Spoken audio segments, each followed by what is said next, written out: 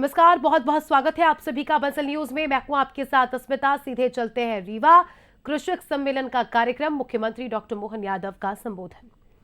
काम के मामले में कैसी कैसी रुचि है, कई मामलों में मुझे भी और नई जानकारी आती रहती है।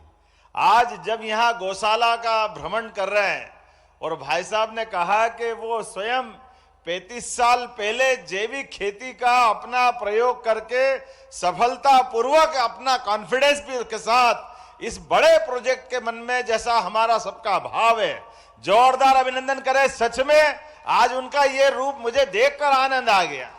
माननीय उप मुख्यमंत्री राजेंद्र शुक्ला जी जिनके प्रयास से ये शासकीय गौशाला प्रारंभ हुई, ये नया प्रकल्प प्रारंभ हुआ। इस अवसर पर माननीय हमारे प्रदेश के अध्यक्ष श्रीमान हेमंत खंडेलवाल जी हमारे बीच। हेमंत जी भी लगातार ऐसे गौशाला और बहुत सारे काम जैविक खेती के करते हैं। उनका भी विविध रूप है, बहुरंगी उनकी अपनी उनके व्यवस्थाओं के आधार पर स्कूल का, गौशालाओं का, दूध उत्पादन का, फूड पार्क का, एग्रीकल्चर सेक्टर में काफी रुचि रखते हैं हेमंत जी। माननीय डॉक्टर महेंद्र सिंह जी हमारे प्रभारी और सारे जनप्रतिनिधि जोरदार अभिनंदन कर दे। समय की कमी है, मैं ज्यादा न बोलते हुए माननीय गृह मंत्री जी को बुलाऊंगा। उसके पहले 2-3 मिनट में अपनी बात खत्म करूंगा।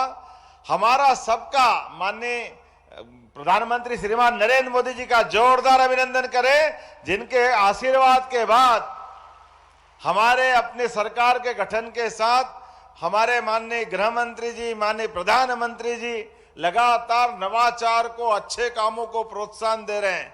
और खासकर ये बताना चाहूंगा, हमारे प्रदेश के अंदर किसानों की आय बढ़ाने के लिए, दूध का उत्पादन बढ़ाने के लिए भी बनासकांठा से नेशनल डेयरी डेवलपमेंट बोर्ड, और आप सहकारिता मंत्री भी हैं, इस नाते से किसानों की आय खेती की फसल से तो बढ़ना ही चाहिए, लेकिन दूध उत्पादन भी बढ़े और दूध उत्पादन के आधार पर घर घर व्यक्ति के जीवन में सुख समृद्धि आए। इसलिए दूध और दुधारू पशु, देसी पशु जिनके आधार पर हमारे गोवंश से हमारी खेती का भी रकबा सुधरे, खेती की आय भी बढ़े, ऐसे उद्देश्य के लिए हमारी सरकार ने नेशनल डेयरी डेवलपमेंट बोर्ड के माध्यम से MOU किया और दूध उत्पादन में भी पशु जिनका दूध ज्यादा उत्पादन होता है ऐसे कई काम बढ़ा रहे हैं। जब हम गौशाला बढ़ा रहे हैं तो घर घर गोपाल, जिनके घर गाय वो गोपाल, इसलिए गोपाल कृष्ण भगवान की हमने प्रयास किया कि गौशालाओं के अलावा घर घर दूध का उत्पादन बढ़ाना चाहिए, उनको अपनी दूध की सही दाम मिलना चाहिए और उन्नत पशुओं की नस्ल घर घर पहुंचना चाहिए। इसलिए आपने कहा था पिछली बार 2024 दिसंबर में कि अभी राज्य में 9% दूध का उत्पादन होता देश के आधार पर। आपके आशीर्वाद से 5 साल में इसको 20% तक ले जाएंगे, 20% तक। जोरदार अभिनंदन करें, ये बड़ा संकल्प है, लेकिन आपके आशीर्वाद से पूरा होने वाला है। 1 साल के अंदर, पिछले साल तक राज्य में हम 9000 लीटर दूध का उत्पादन करवा रहे थे, लेकिन अभी अभी आंकड़ा आया है पशुपालन विभाग के द्वारा, अभी हमने 12000 लीटर दूध का प्रति दुग्ध संघ हमारे पास ये आंकड़ा आया है। 25% खरीदने के आधार पर बढ़ा है, लेकिन इसको 20% तक ले जाना है। और ये निराश्रित गौ माताएं जिनमें 33 करोड़ देवी देवता का वास होता है, ये दर दर क्यों भटके? वास्तव में इसका सारा प्रबंधन करने के लिए हमने नगरीय निकायों में, नगर पालिका, नगर निगम, नगर पंचायत, प्रत्येक गौशाला को 20 रुपया प्रति गौमाता के बजाय 40 रुपया प्रति गौमाता करने का निर्णय किया है। ऐसे कई और निर्णय मैं बता सकता हूं, लेकिन आज समय की कमी है। आज तो मन आनंद से भरा हुआ है। अटल बिहारी वाजपेयी जी की जयंती है, जोरदार अभिनंदन करें अटल बिहारी वाजपेयी जी के लिए, जिनके कारण मध्य प्रदेश को गौरव हुआ, दुनिया का सबसे बड़ा लोकतंत्र गौरवान्वित हुआ और हमारी जनसंघ से लेकर भारतीय जनता पार्टी की यात्रा विश्व की सबसे बड़ी पार्टी माननीय अमित जी के नेतृत्व में आपके अध्यक्षीय कार्यकाल में हुई थी। तो मैं आज आपको केवल राज्य के 2 हिस्से, एक ग्वालियर में अटल जी के जन्म स्थान पर 2 लाख करोड़ से ज्यादा के अलग अलग प्रकार के उद्योग धंधों का भूमि पूजन किया और युवाओं को रोजगार दिलाने के लिए, गरीबों की जिंदगी बेहतर करने के लिए, किसान और महिला की जिंदगी बेहतर करने के लिए एक बड़े प्रोजेक्ट का वहां आपने शुभारंभ किया और यह गौशाला के अंदर हमको प्रोत्साहन देने आए। जोरदार अभिनंदन करें मध्य प्रदेश की धरती पर। मैं आपका स्वागत करता हूं, अभिनंदन करता हूं और लगातार आपका ये मार्गदर्शन मिलता रहेगा। इसी उम्मीद के साथ आपका लिए हमारे पास तो एक और बड़ा प्रोजेक्ट है। अगला वर्ष हमारा किसान कल्याण वर्ष है, कृषि उत्सव वर्ष के रूप में मनाने वाले हैं। माननीय भाई साहब, आपके मार्गदर्शन में मध्य प्रदेश सरकार अपने राज्य के किसानों की बेहतरी के लिए और बड़ा संकल्प करने वाली है। पुनः आपका वंदन, अभिनंदन। बोलिए भारत माता की।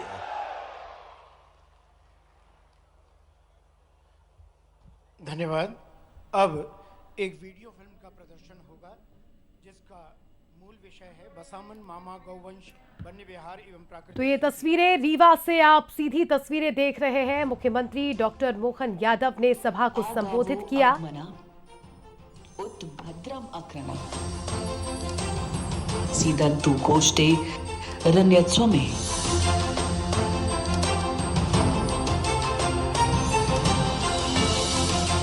हे गौ माताओं, आप सुखपूर्वक गौशालाओं में निवास करें और अपने अस्तित्व से हमारे समाज, हमारी कृषि और हमारे जीवन को समृद्धि प्रदान करें।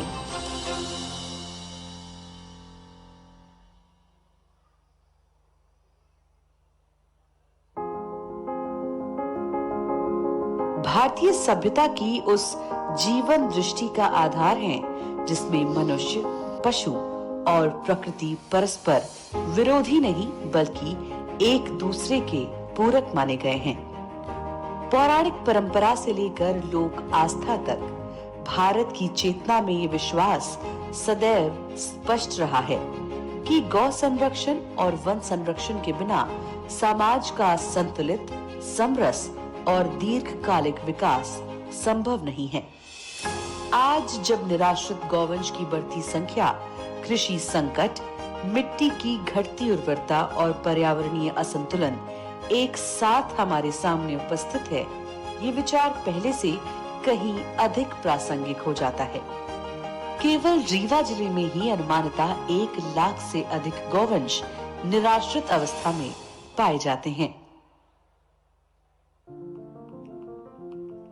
इन्हीं चुनौतियों को स्वीकार करते हुए मध्य प्रदेश के जिला रीवा के ग्राम पुरवा में भगवान बसामन मामा की पुण्य भूमि पर बसामन मामा गौवंश वन्य विहार की स्थापना की गई। ये परियोजना माननीय प्रधानमंत्री श्री नरेंद्र मोदी जी की गौवंश संरक्षण और प्राकृतिक खेती की अवधारणा पर आधारित है। नेचुरल फार्मिंग भारत का अपना स्वदेशी विचार है। ये हमने कहीं से इंपोर्ट नहीं किया है, यानी हमारी ट्रेडिशन से जन्मा है। हमारे पूर्वजों ने तपस्या करके इसको तैयार किया है और ये हमारे पर्यावरण के अनुकूल है। और माननीय गृह मंत्री श्री अमित शाह जी द्वारा प्रतिपादित आत्मनिर्भर भारत और प्राकृतिक खेती की सोच को व्यवहारिक धरातल पर साकार करती है। मैंने तो तय किया है मेरे बाकी का जीवन वेद, उपनिषद और प्राकृतिक खेती के लिए खर्च करूं। ये प्राकृतिक खेती ये इस प्रकार का एक वैज्ञानिक प्रयोग है जो कई प्रकार के फायदे।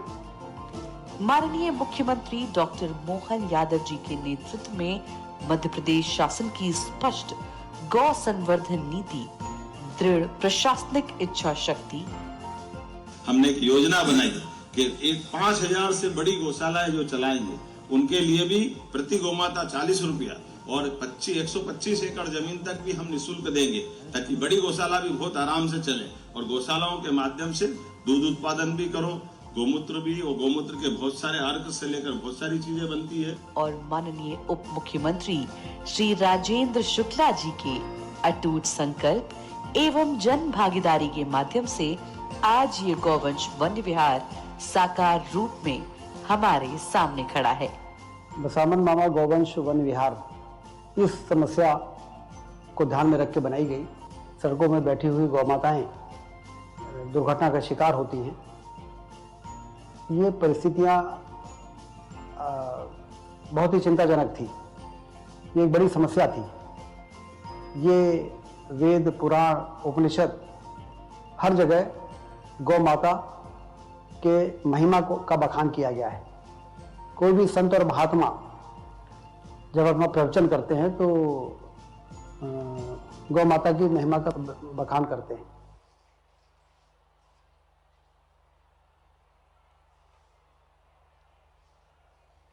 अब विनम्र निवेदन स्वीकार करें। हमारे आज के कार्यक्रम के मुख्य अतिथि माननीय अमित शाह जी से हमारा विनम्र आग्रह है कि वे दो ऐसे प्रगतिशील कृषकों को, जिन्होंने प्राकृतिक तरीके से खेती कर कुछ नए अध्याय जोड़े हैं, श्री विवेक सिंह भदौरिया, पिता श्री राज ललन सिंह, दुबहा सिरमौर, कृषि विकास एवं किसान कल्याण विभाग रीवा, जिनका रकबा 2 एकड़, प्राकृतिक फसल गेहूं एवं सब्जी उत्पादन, संकल्प पत्र माननीय गृह मंत्री महोदय के हाथों से जोरदार तालियां बजाकर अभिनंदन करें। और अब श्री भूपेंद्र सिंह, ग्राम खारा, थनवरिया, प्राकृतिक खेती में आपने महत्वपूर्ण योगदान देने का संकल्प लिया है। ये संकल्प पत्र माननीय गृह मंत्री महोदय के कर कमलों से उनके हाथों तक। धन्यवाद। और अब वो समय आ गया है जब हम अपने उस व्यक्तित्व को सुनने के लिए तैयार हो जाएं। जोरदार तालियों के साथ अभिनंदन करें आदरणीय श्री अमित शाह जी का।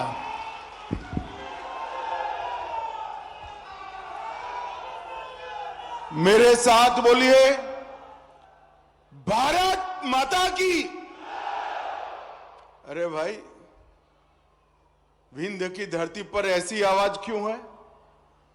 दोनों हाथ उठाकर प्राकृतिक खेती और गौ संवर्धन के हमारे संकल्प को दृढ़ीभूत कर प्रचंड आवाज से बोलना है। दोनों हाथ उठाइए जरा, संकल्प की मुट्ठी भींचिए और प्रचंड आवाज से बोलिए, भारत माता की। मंच पर उपस्थित मध्य प्रदेश शासन के मुख्यमंत्री श्रीमान मोहन यादव जी, यहीं के जनप्रतिनिधि और उप मुख्यमंत्री मध्य प्रदेश शासन श्री राजेंद्र शुक्ल जी, हमारे प्रदेश अध्यक्ष महोदय श्रीमान हेमंत खंडेलवाल जी, मेरे मित्र और पंचायत ग्रामीण विकास मंत्री मध्य प्रदेश श्री प्रहलाद पटेल जी, श्री एदल सिंह कंसाना जी, कृषि विकास मंत्री मध्य प्रदेश श्री लखन पटेल जी, पशुपालन और डेयरी मंत्री मध्य प्रदेश, यहां के लोकप्रिय सांसद जनार्दन मिश्र जी, उपस्थित सभी विधायकगण और हमारे भाजपा के प्रदेश संगठन के प्रभारी श्रीमान महेंद्र सिंह जी, और आज यहां पर आए हुए प्यारे भाइयों, बहनों, माताओं, आप सभी को मेरा प्रणाम, राम राम। सबसे पहले आज भारत रत्न श्रीमान अटल बिहारी वाजपेयी जी की जन्म जयंती है। ये रीवा क्षेत्र अटल जी के बहुत प्रिय क्षेत्रों में से रीवा क्षेत्र हुआ करता था। और मुझे बताया कि जब वो प्रधानमंत्री बने तब इनके जो वाहन चालक थे वो यहीं के वीर बहादुर सिंह जी थे। तब अटल जी वघेली बोली में ही वीर बहादुर सिंह के साथ बात करते थे। और मित्रों, अटल जी ने न केवल भारतीय जनता पार्टी, पूरे देश के सार्वजनिक जीवन में शुचिता को बड़ा महत्व दिया, पारदर्शिता को बड़ा महत्व दिया। और अटल जी अपने जीवन के कार्यकाल के अपने कर्मों के कारण एक ऐसे नेता की श्रेणी में आ गए जिन्होंने जो बोला वो कर कर दिखाया। बहुत कम लोग ऐसे हैं जिनका वक्तव्य और जीवन दोनों एक समान होते हैं। सम्माननीय अटल जी उसी श्रेणी के राजनेता रहे। मैं मनपूर्वक अटल जी को श्रद्धांजलि देकर मेरी बात की शुरुआत करना चाहता हूं। आज ये मध्य प्रदेश का रीवा क्षेत्र सहन एक विकसित क्षेत्र में बढ़ रहा है। आज एशिया का सबसे बड़ा सोलर प्लांट हमारे रीवा में, रीवा से प्रयागराज हो या जबलपुर, बहुत अच्छी 4 मार्गीय सड़कों का विकास हुआ है। और अभी मैंने उतरते वक्त मोहन जी को पूछा कि भैया देर हो जाएगी तो उड़ पाएंगे क्या? तो मोहन जी ने कहा रीवा का एयरपोर्ट अब 24 घंटे विमान लेकर दिल्ली जा सकता है। अनेक चीजें हैं जो बताने लायक है, मगर समय हमें परमिट नहीं करता है। मित्रों, आज मुझे उप मुख्यमंत्री साहब मिलने आए थे। उन्होंने कहा था हमारे रीवा में बसामन मामा गौवंश विहार बन रहा है, एक देखने जैसा प्रकल्प है। मैंने उनको बताया था कि मैं जब भी मध्य प्रदेश आऊंगा जरूर रीवा आकर बसावन मामा गौवंश प्रोजेक्ट को देखूंगा। और आज मैं जाकर देख कर आया। एक बहुत अच्छा निदर्शन प्रयोग जो कई सारे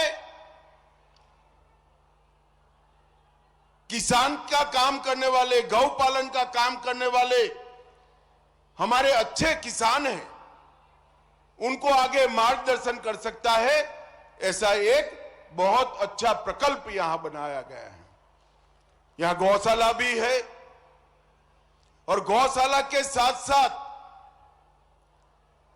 गाय के गोबर से निर्मित प्राकृतिक खेती की पूरी श्रृंखला और 5 स्तरीय खेती, जो सब्जी भी उगाती है, बेले भी देती है, पपीते जैसे मध्यम कद के फल भी देती है, बीच में चने और छोटे क्रॉप भी होते हैं, दलहन भी होती है और ऊपर फलदार वृक्ष भी होते हैं। 1 एकड़ के अंदर 1.25 लाख रुपए से ज्यादा इनकम देने वाला ये प्रयोग निश्चित रूप से छोटे किसानों के लिए बड़ा आशीर्वाद रूप होने वाला है। इसका आधा भी अगर रीवा के प्रगतिशील किसान अपने खेत में कर ले और एक का देखकर दूसरे, दूसरे से देखकर तीसरे, तीसरे से देखकर चौथे किसान तक ये ट्रांसफॉर्म हो जाए तो रीवा की कृषि आय 2.5 गुना बढ़ने की क्षमता रखती है। ये बहुत अच्छा प्रकल्प है। किसानों को यहां लाकर इसका निदर्शन, प्रगतिशील किसानों को लाकर इसके निदर्शन का प्रयोग करना चाहिए। यहां पर प्राकृतिक खेती करने वाले 2 किसानों का सम्मान किया गया। मित्रों, प्राकृतिक खेती एक ऐसा हमारा परंपरागत प्रयोग है जिसको हम भूल गए। एक ही देसी गाय से 21 एकड़ खेत में खाद के और पेस्टिसाइड्स के उपयोग के बगैर प्राकृतिक खेती होती है। किसान को जगत का ताज कहते हैं, क्योंकि किसान की मेहनत से जो अनाज उत्पन्न होता है वो पूरी दुनिया का, देश का पेट भरने का काम करता है। मगर आप मुझे बताइए भाई, हमें अधिकार है कि वो ही अनाज को जहर से भरकर हम लोगों को खिलाएं। ढेर सारे रोगों के मूल में जाते हैं, चाहे बीपी हो, चाहे डायबिटीज हो, चाहे थायराइड हो, अनेक प्रकार की बीमारियां अनाज में मिश्रित एक केमिकल फर्टिलाइजर से होती है। अब किसान कहेगा मेरी आय का क्या होगा? मगर प्राकृतिक खेती एक ऐसा प्रयोग है जो गौ माता के गोबर और मूत्र के उपयोग से, छोटी छोटी प्राकृतिक चीजों की मिलावट से एक ऐसी व्यवस्था बनती है जो किसान की आय को भी कम नहीं करने देती और उनकी उपज शुद्ध होती है। किसान की आय बढ़ेगी, पानी का बचाव होगा और कई प्रकार के रोगों से अनाज खाने वाले लोगों की मुक्ति होगी। और ये एक्सपेरिमेंट अब छोटा मोटा नहीं है। देश के 40 लाख किसान प्राकृतिक खेती को अपना चुके हैं और ये सिद्ध हो चुका है। मैंने मेरे खुद के खेत में इसका एक्सपेरिमेंट किया है। इससे उत्पादन कम नहीं होता है, उत्पादन बढ़ता है। और मित्रों, जब प्राकृतिक खेती बढ़ने लगी तो विश्वास का संकट आया कि प्राकृतिक खेती का सर्टिफिकेशन कौन सा? ये प्राकृतिक अनाज, ऑर्गेनिक अनाज, इसका सर्टिफिकेशन कौन करेगा? नरेंद्र मोदी जी ने सहकारिता मंत्रालय के माध्यम से 2 बड़ी कोऑपरेटिव इसका काम कर रही है, जो प्राकृतिक खेती की उपज का सर्टिफिकेशन लेबोरेटरी में, विश्व के सबसे आधुनिक लेबोरेटरी में इसका परीक्षण, इसका पैकेजिंग, इसका मार्केटिंग और इसका एक्सपोर्ट करने की व्यवस्था की है। और आने वाले दिनों में देश भर में 400 से ज्यादा प्रयोगशालाएं किसान को सर्टिफिकेट देगी कि इसका खेत भी प्राकृतिक है और इसकी उपज भी प्राकृतिक है, जो किसान की आय को लगभग 1.5 गुना बढ़ाएगी। दुनिया भर में बहुत बड़ा बाजार है प्राकृतिक खेती का। पूरी दुनिया मान चुकी है कि ऑर्गेनिक अनाज खाने से, ऑर्गेनिक खाना खाने से स्वास्थ्य अच्छा रहता है। और दुनिया के बाजार में हमारे किसान का ऑर्गेनिक प्रोडक्ट अच्छे से पहुंच पाए, इसके लिए सर्टिफिकेशन चाहिए, साइंटिफिक टेस्टिंग चाहिए, पैकेजिंग आकर्षक चाहिए और मार्केटिंग की व्यवस्था चाहिए। तो भूमि परीक्षण से सर्टिफिकेशन देना, उपज का लेबोरेटरी में टेस्ट करके सत्यापन करना और आकर्षक पैकेजिंग और मार्केटिंग और एक्सपोर्ट के माध्यम से किसान की आय बढ़ाने के लिए हम आगे बढ़ रहे हैं। ऐसे छोटे छोटे लाखों निदर्शन फार्म इस मुहिम को आगे बढ़ाते हैं। हम जिस धरती को अपनी मां कहते हैं, इसको सीमेंट कंक्रीट जैसा बना देना कोई बेटे बेटी को शोभा नहीं देता। इसके प्राकृतिक तत्व को, इसके प्राकृतिक गुण को हमें संभाल कर रखना चाहिए। आज यहां पर 2 एक्सपेरिमेंट हुए हैं, निदर्शन फार्म भी बने हैं।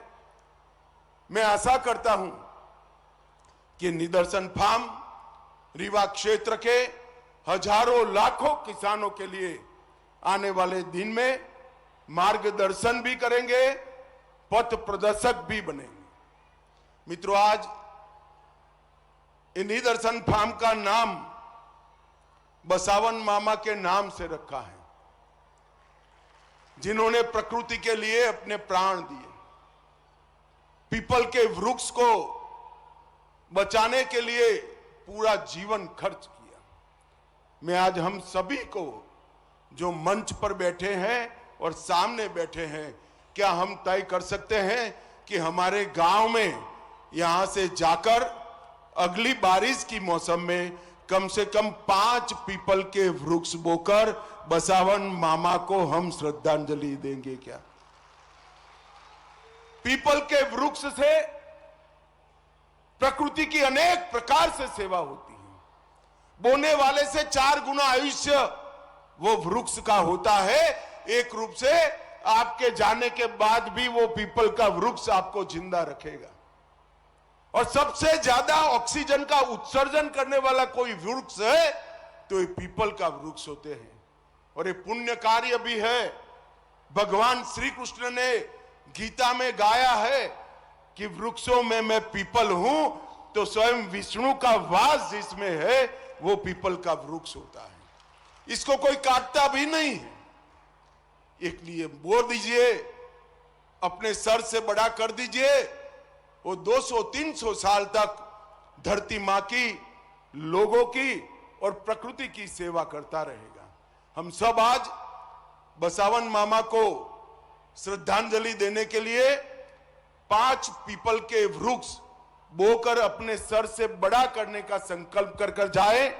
और ये जो निदर्शन फार्म बना है वो गौ सेवा करने वालों के लिए, पशुपालकों के लिए और प्रकृति की सेवा कर प्राकृतिक खेती की ओर जाकर समृद्ध बनने वाले किसानों के लिए पथ प्रदर्शक बनता रहे, यही मेरी अभ्यर्थना है। भारत माता की जय, वंदे मातरम। तो केंद्रीय गृह मंत्री अमित शाह रीवा में मौजूद है, कार्यक्रम को संबोधित कर रहे थे। उनका संबोधन सुन रहे थे आप। काफी महत्वपूर्ण बात उन्होंने खेती किसानी के लिहाज से कही है, वृक्षों का महत्व बताया। और इस कार्यक्रम में मुख्यमंत्री डॉक्टर मोहन यादव, साथ ही बीजेपी के कई दिग्गज नेता मौजूद। इसी के साथ इस बुलेटिन में फिलहाल इतना ही। दीजिए इजाजत, देखते रहिए बंसल न्यूज। नमस्कार।